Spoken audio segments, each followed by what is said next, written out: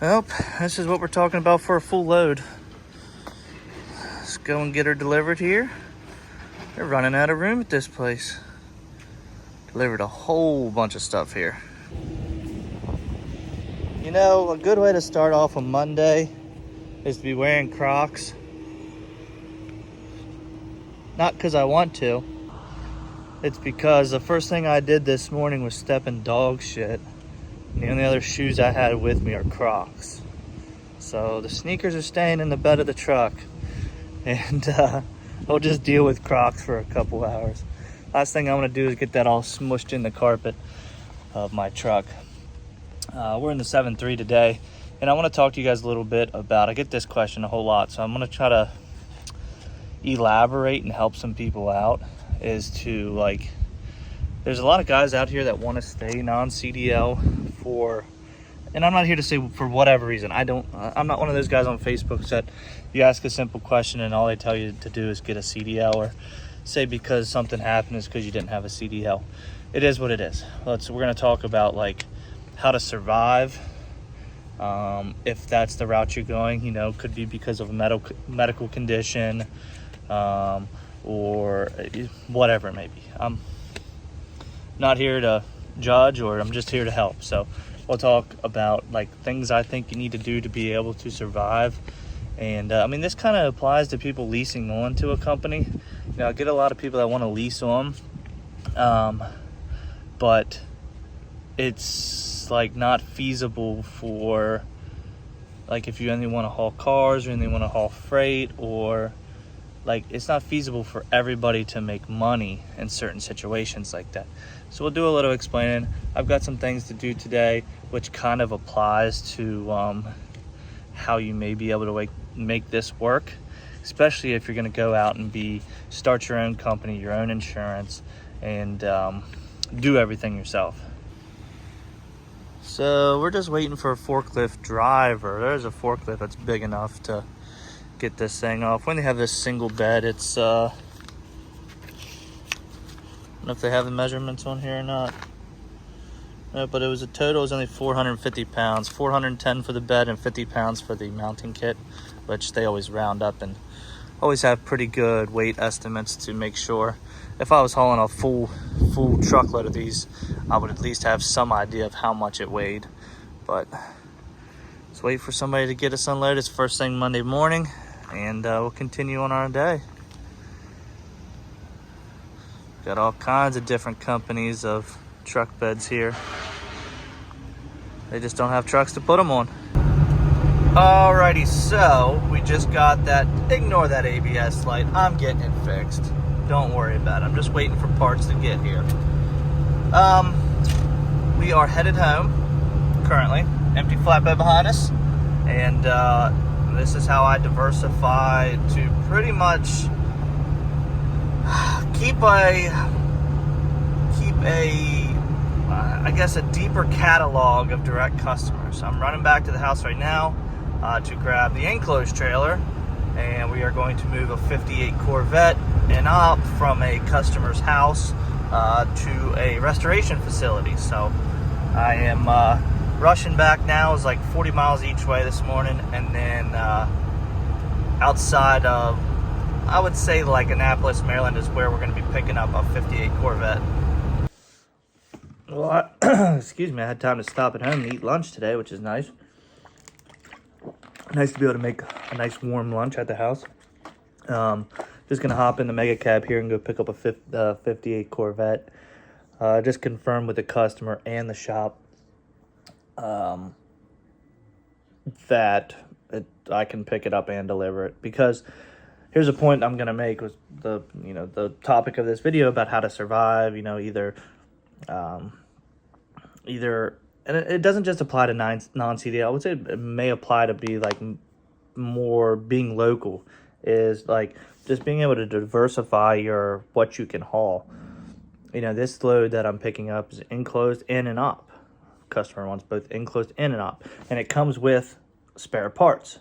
So to, price that accordingly, you have to kind of figure out how much time you're going to have in loading, unloading, and then the amount of miles that you're hauling. So just be like take that chance and buy that extra trailer, have an enclosed trailer, have a flatbed, have a car trailer, just so you can kind of do anything and everything as your name gets out and you're local. It's just a little easier to get that business. Also, speaking of being local, is kind of keep your head on a swivel. I was always told that, growing up playing sports, is keep your head on a swivel, especially football. Always be looking, always be seeing what everybody else is doing and react accordingly. And my point of that is, these local businesses in your town, you can, just see what product is moving in your town. It could be anything from cargo trailers. It could be, PVC pipe. It could be truck beds. It could be farm equipment, whatever it may be in the area you live in. Just kind of keep your head. Local auctions. This is one thing that I do, is like local equipment auctions. They sell farm tractors and whatever. You see a place that has a bunch of farm equipment for sale. It may be like a small, mom and pop farm exchange where they like trade, buy, sell kind of type deal. Just go in there and be like, hey, if you ever have a customer that needs anything hauled locally, here's a stack of my cards. And if you guys need anything, feel free to call me because I'm local and I'm available. Just see what's going on in your town so you can get that home time. And you may be able to, like I do, haul stuff that's so light and, hardly takes up any room on the deck. And say 7 out of 10 times, it gets you home every night. Well, time to get this thing all set up and ready to haul. I want to show you guys something. Got this fuel tank for the 7.3.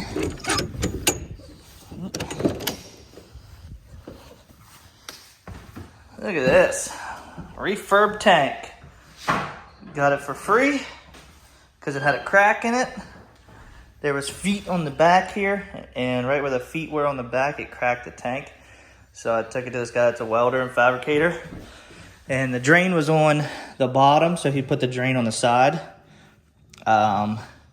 He sanded it down, primered it, painted it, and put clear on it. Left the information on the top for me for DOT. And it looks good.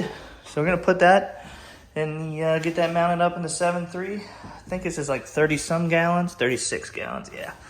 So that'll give us a little more capacity, get us some free showers, getting over 50 gallons at a time. You're interrupting my video, dog. Well, we made it. Now we just gotta find the car. Should be up here somewhere.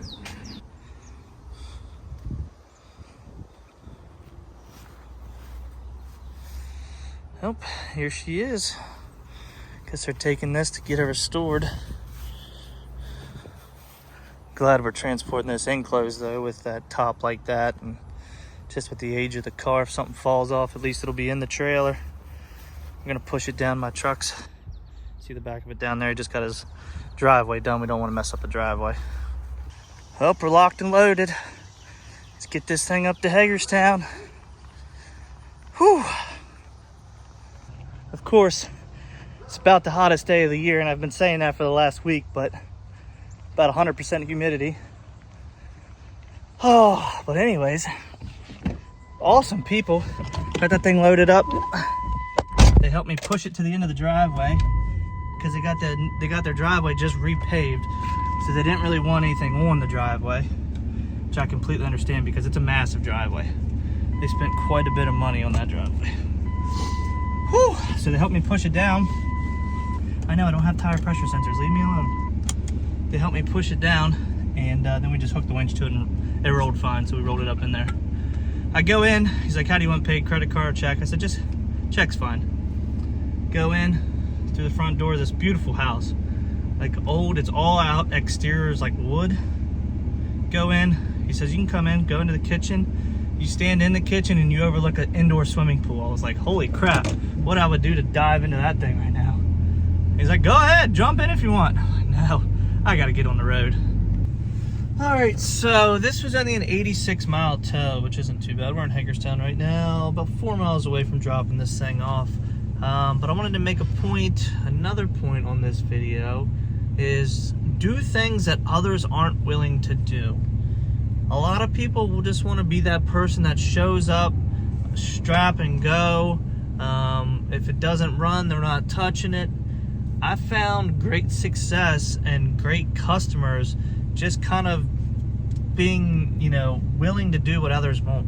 The job I did where I drug some steel beams out of the woods, and that was kind of you just got to price accordingly and say, this is how much it costs me to haul it, plus X amount of dollars per hour that I'm on site trying to get this stuff loaded, or, trying to get this thing running to load it, just things like that. So just be available, do what others won't, and even though some of those jobs feel like a pain in the butt, it may turn out to be a really good customer that has a lot of easier loads, but your first experience with them is something really difficult. So I haven't been out this way in so long, I completely forgot they tore down this baseball stadium. There used to be a minor league baseball stadium right there. I think that guy's driving through one of the parking lots for it. Man, crazy to think all the games and all the stuff we did there at that field, and it's just gone now. Well, that's one way to get it offloaded. Right into the building.